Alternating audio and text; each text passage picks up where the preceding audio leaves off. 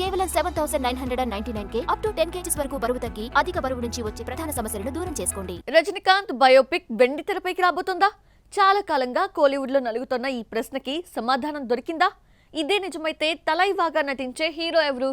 లేదంటే రజనీని నటిస్తారా? Watch the story. రజనీకాంత్ నటిస్తున్న జైలర్ 2 షూటింగ్ పూర్తయింది. ఆ తర్వాత కమల్ హాసన్ నిర్మాతగా సినిమా మొదలు కావాల్సింది.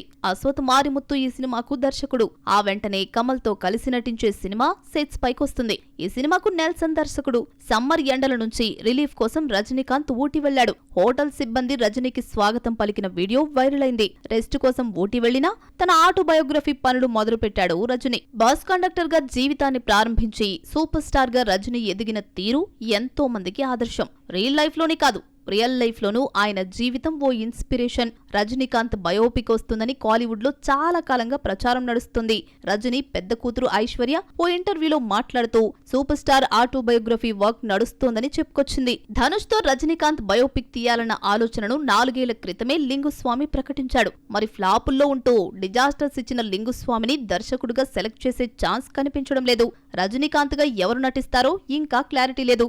గతంలో ధనుష్ పేరు వినిపించినా ఐశ్వర్య ధనుష్ డివోర్స్ తీసుకోవడంతో ఆ ఛాన్స్ లేదు. లేదంటే రజనీ తన బయోపిక్ లో తనే నటిస్తాడో చూడాలి. మరి రజనీకాంత్ జీవిత చరిత్ర సినిమాగా వస్తోంది అంటే అందరికీ ఆసక్తే. జీవితంలో ఎన్నో ఒడిదుడుకులు ఎత్తులు చూశాడు. ఎన్నో ఆసక్తికరమైన కథనాలు ఆయన జీవితంలో ఉన్నాయి. వీటన్నింటినీ తెరపై చూడాలన్న ఇంట్రెస్ట్ ఎవరికుండదు.